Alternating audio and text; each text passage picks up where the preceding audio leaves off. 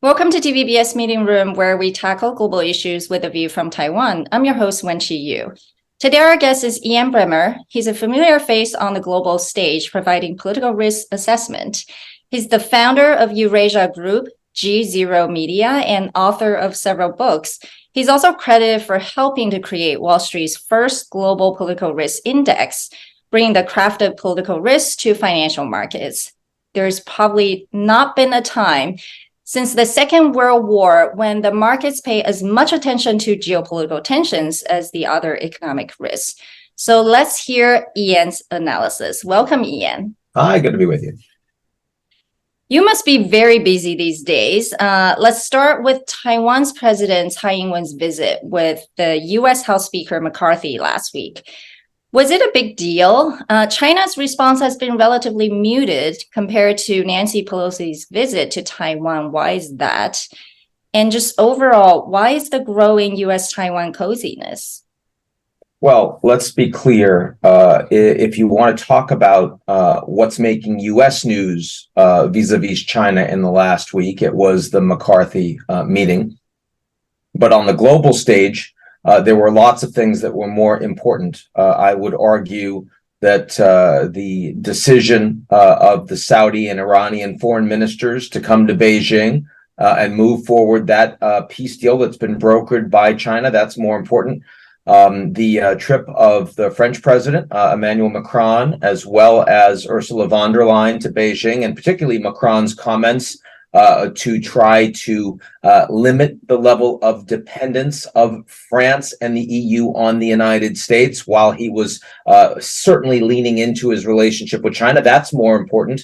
And in some ways, even the trip of former President Ma to mainland China, which is the first trip of a existing or former head of state for Taiwan since the end of the Civil War in 1949 to mainland China. I would say all of these things are more important than the meeting of President Tsai with McCarthy, and the fact that it happened in the U.S., that McCarthy backed away from a trip to Taipei, and then the fact that the Chinese were much more incremental in the escalation that they took diplomatically, economically, and militarily to response compared to what they did when Speaker Pelosi made that trip last year. I think all of those things make the point that a lot is happening on the global stage right now, and the Americans aren't driving as much as they used to.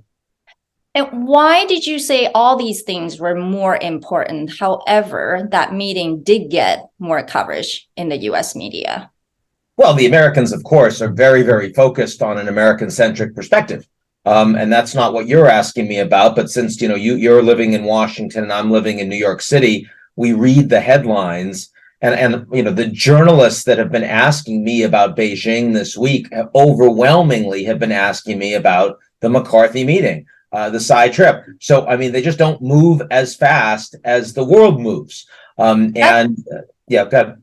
That's an excellent point. And so I do want to ask you, what is your assessment of current U.S. policy toward China, despite all the media frenziness about Taiwan-China tensions? Do you think the competition or the so-called competition that the U.S. and China have right now, can the U.S. win in the long run, or is it the U.S. fighting its own declining global leadership? I think it's a more complicated question than that. The United States is obviously the dominant security power in the world. There's no other country in the world that can project its military power to every region. Its soldiers, its sailors, its military equipment. The U.S. is also by far the leading arms exporter in the world, and that gap is only growing. But economically, the world is not a U.S.-led unipolar world. China's likely to become the largest economy in the world in 2030. And the EU is the world's largest common market, and they set a lot of the rules and standards. If you want to do business there, you've got to align with their regulatory superpower. The United States has the global reserve currency and the most powerful banking institutions. India is becoming more important. Japan is still playing a big role on the global economic stage. So the economic order is very much a multipolar order. Now then you have the technology questions, and there's a big fight because, of course, the most important technology companies in the world are based in the US and China, but that doesn't mean that they're politically aligned with the United States and China. Many of those companies just want to be global. They just want to make money. And it's not clear how that is playing out yet. And it's also not clear how much decoupling will take place between the United States and China when we talk about data and surveillance capitalism, when we talk about infrastructure and building out new smart grids and the rest. I mean, that's very much a question that's being discussed and debated on a daily basis. But one thing that is very clear, actually two things. The first is that there is a floor under the US-China relationship. And that's not just because Biden and Xi Jinping want there to be a floor, but also because these two countries need each other economically. There's massive interdependence. US-Chinese trade today is at record levels. It's never been higher. You wouldn't know that from all the press coverage, but it's true. Secondly, there are no countries in the world other than the US and China that are pushing for a strong decoupling.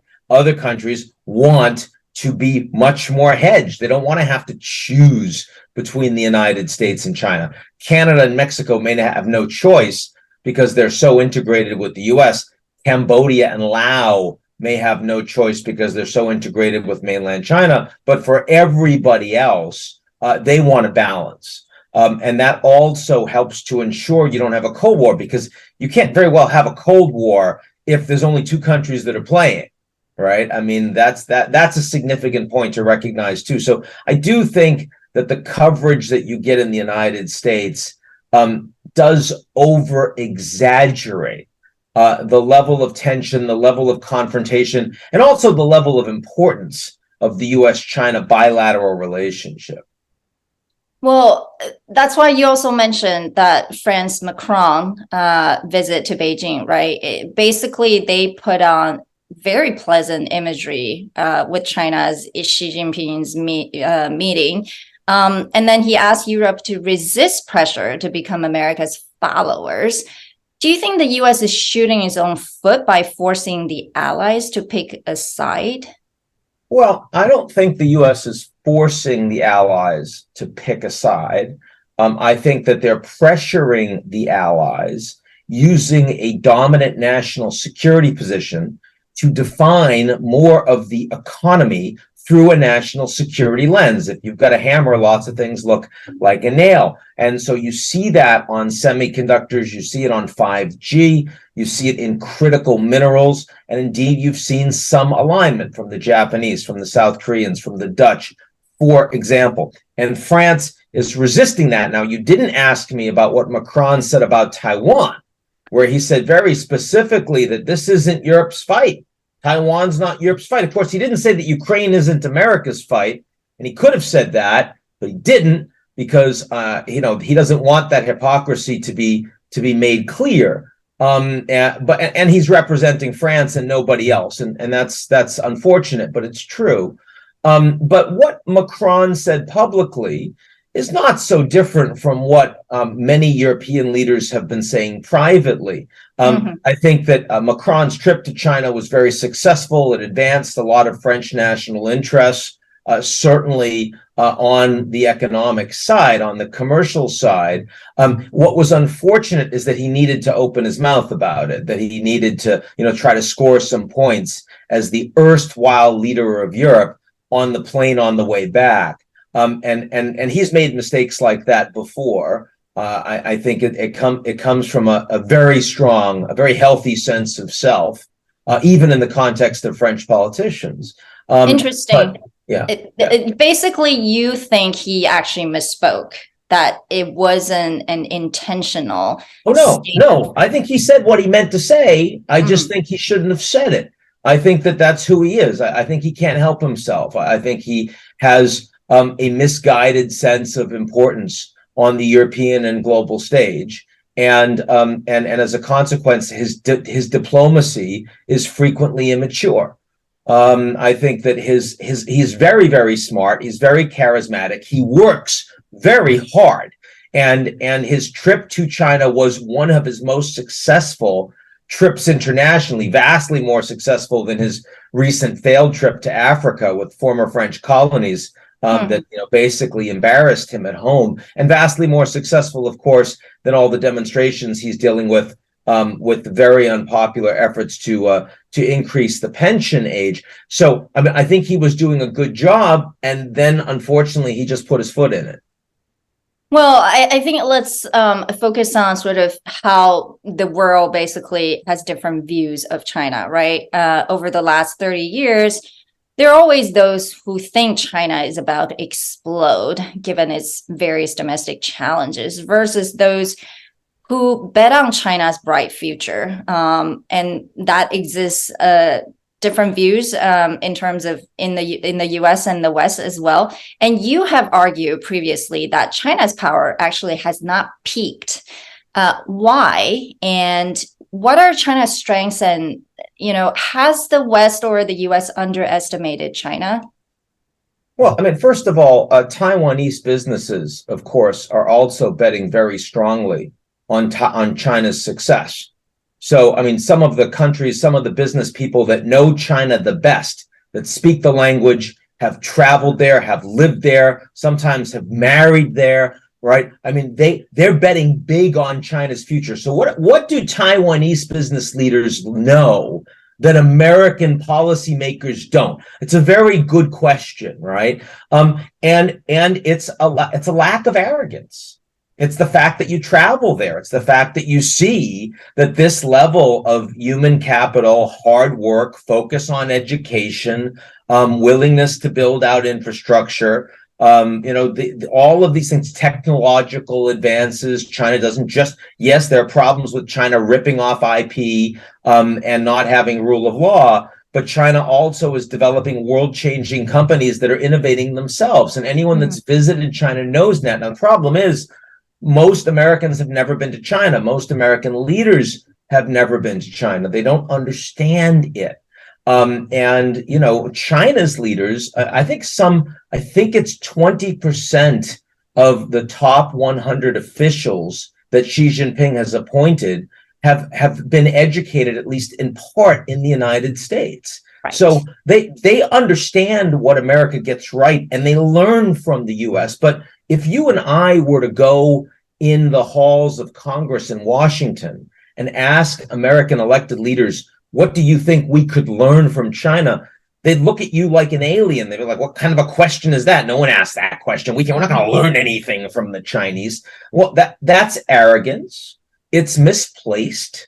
I understand it. It comes from, living in a very safe part of the world geographically with, Mexico, Canada, and two big oceans as its borders, and most Americans never traveling everywhere. But as China is set to become the largest economy in the world, Americans need to change their perspective, right? I think it's extremely important. And this doesn't mean that China's going to have a century of dominance. I don't believe that at all. There are massive headwinds in China demographically, in terms of their bad corporate debt, not dealing with the real estate bubble, for example, the lack of transparency that can chill innovation and capital movement. I mean, all of these things are real problems, but they're not problems that would make anyone sensible think that China is about to implode. And of course, US policy literature has been littered over the last 40 years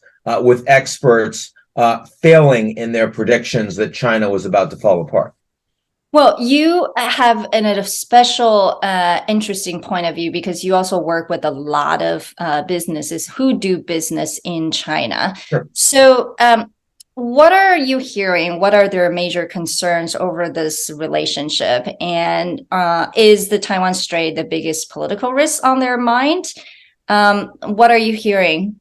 I think the biggest risk on their mind is just, twofold. One is external, one is internal.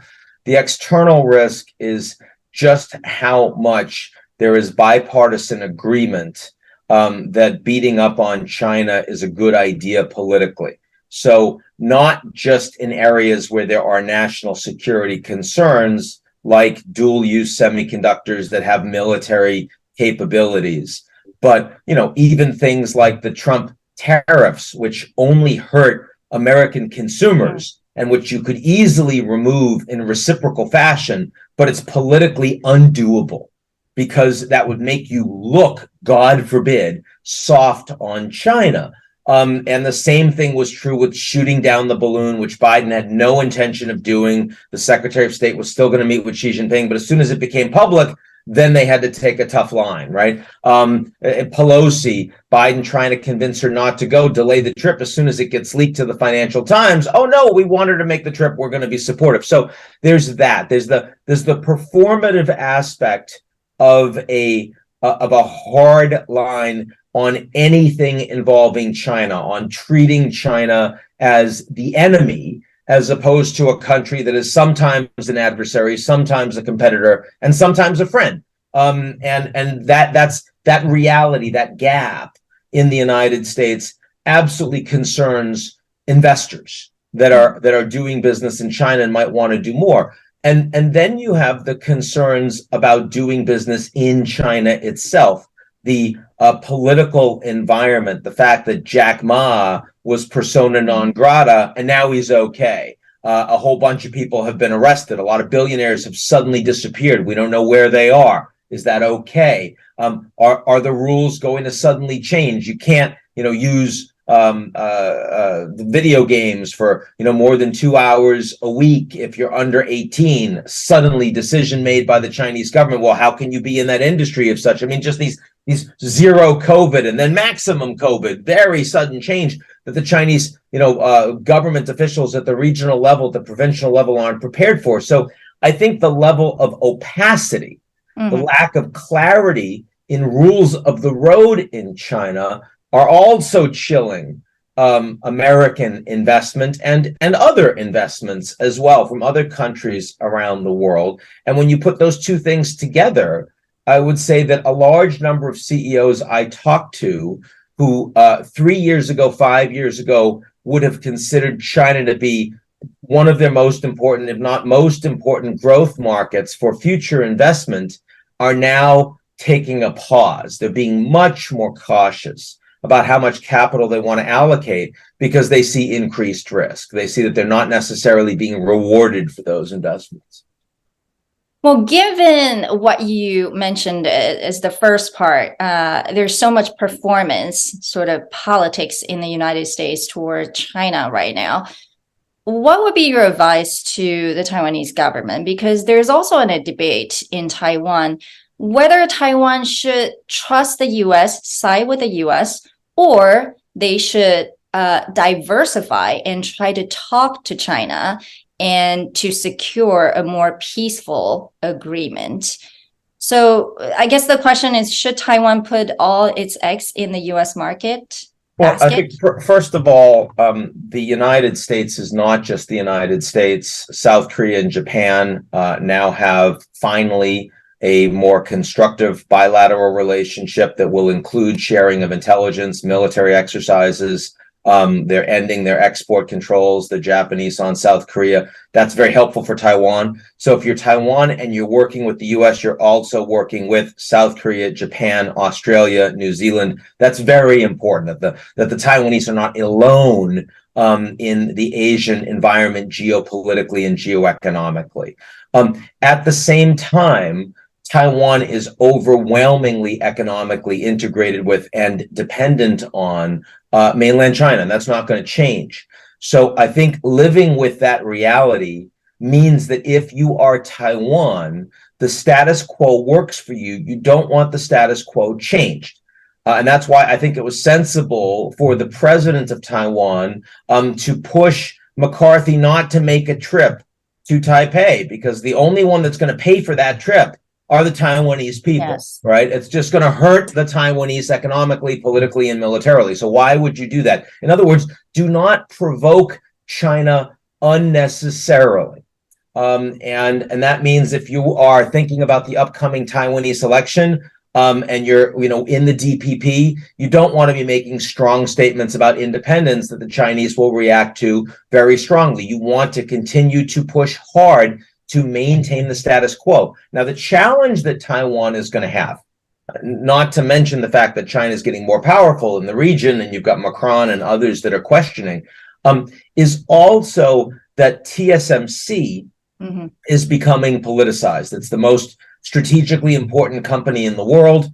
It's absolutely indispensable for semiconductors. The Americans are saying that they want TSMC to be a strategic and defense partner of the United States and its allies, which means that they will no longer be providing the same level of support for exports to mainland China. Now, if you're China and you hear that, you're saying, well, we're going to have to invest hundreds of billions of dollars in our own semiconductor industry, making TSMC obsolete.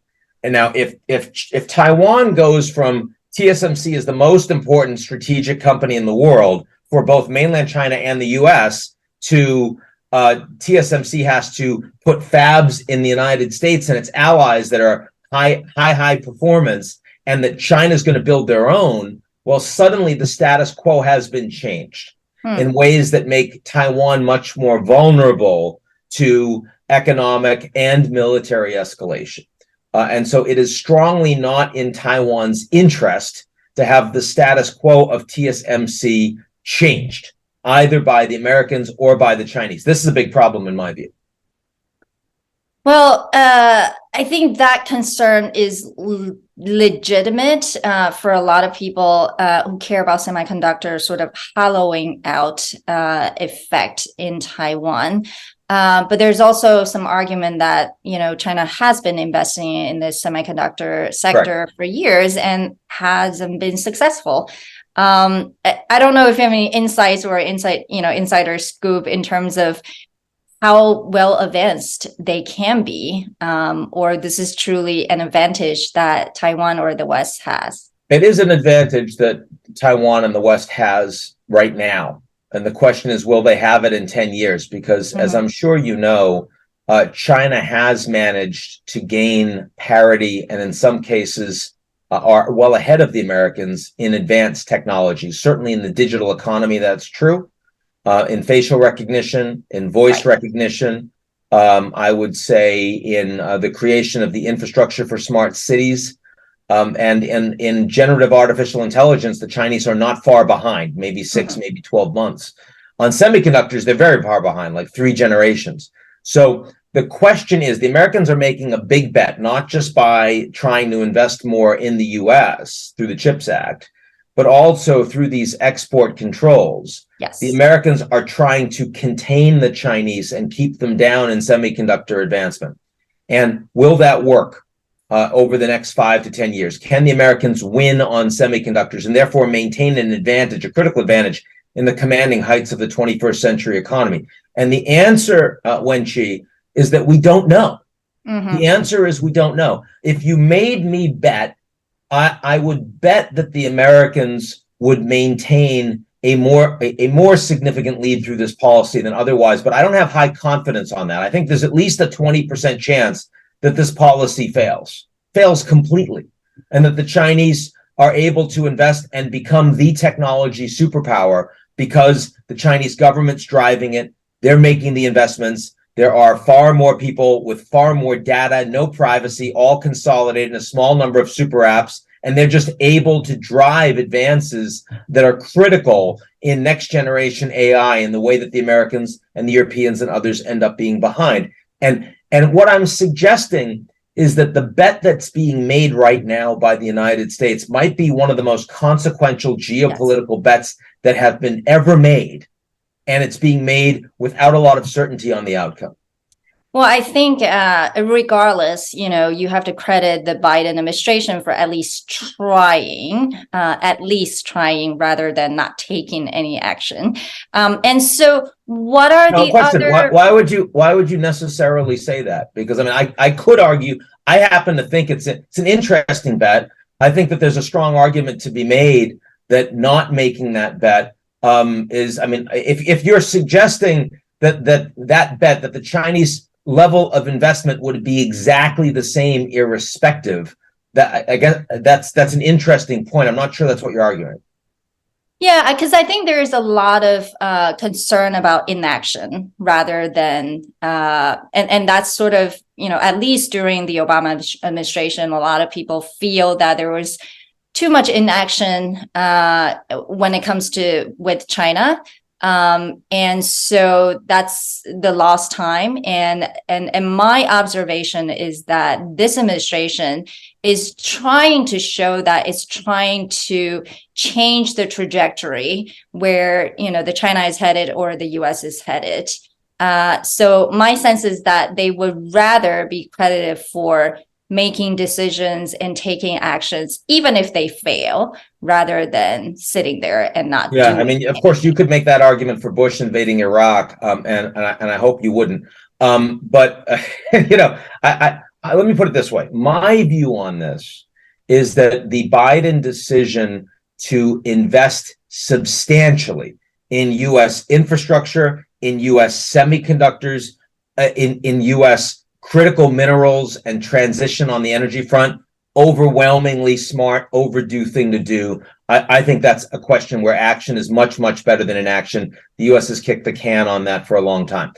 I think the question of U.S. export controls against China is not necessarily a clear win for the U.S. It clearly leads to a lot of backlash by, for example, Macron and other Europeans. It potentially could break the transatlantic relationship in a way that it's been very aligned after the Russian invasion in Ukraine. That's important. It could also lead to much stronger Chinese decision to itself go down a more self-sufficient and more decoupled path. Certainly, when I see Kristalina Georgiev at the IMF in this week's spring meetings, taking a full percentage point off of her global growth expectations, that's in large part because of where she sees globalization going, where she sees the U.S.-China relationship going. So she's clearly structurally very concerned, as are her economists. So I have a mixed view on what this policy is or is not going to achieve. Understandable. And I do think there's different political considerations, especially domestically speaking, for them or this administration trying to win elections. That's another factor. But anyway, moving on, because we have very limited time. What are the other major political risks that deserve more attention, but that are not on people's radar now? Well, Russia's on people's radar, but it's massive because people are talking about Ukraine. But the fact that Russia has become a rogue state for the entire West, we saw this big intelligence leak that came out, and one piece that was quite concerning was how close a British spy plane was to being shot down over the Black Sea by the Russians. And I mean, if that had happened, you might have had direct warfare in response from the United States, from the UK, from NATO against Russia. We have to understand this is not just a Cold War with Russia. This is a hot war by proxy.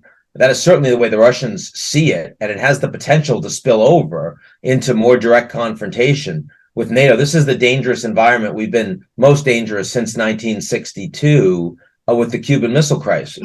And, I'm not talking about nuclear warfare. I don't think the Russians are going to use a nuke against Ukraine, thank God. But I am talking about spillover, horizontal spillover of the war beyond Ukraine into NATO itself. And we need to understand just how likely that potential is, not just this year, but going forward, as Putin is in a corner, as Putin has no way back to where he was. His assets are frozen. His gas is stranded. He can't build his military back the way it was. I mean, and NATO has expanded. I mean, these are all fundamental points for a G20 economy and one of the biggest militaries in the world. And the West is basically at war with it. I mean, once you've called a leader a war criminal, you can't sit down. Think about the other people that have been called war criminals: Milosevic, Bashir, Gaddafi. These are generally people that end up in jail or dead. Yes. And the Americans don't have that option when it comes to Putin, but it's a very scary place to be. So, by far, that's the real That's the real uncertainty that could go boom in very short order.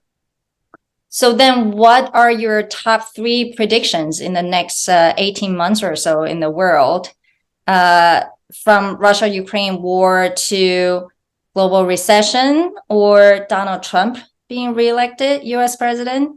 Well, I would say that even if we talk a lot less about Ukraine in 18 months, we're going to talk more about Russia. So Russia is going to be much more of a danger as the most powerful rogue state on the global stage for the West that we've seen in history. That's number one. Number two, I think Trump will probably get the nomination, and that means that the 2020 for the GOP, which means the GOP will have to align underneath him.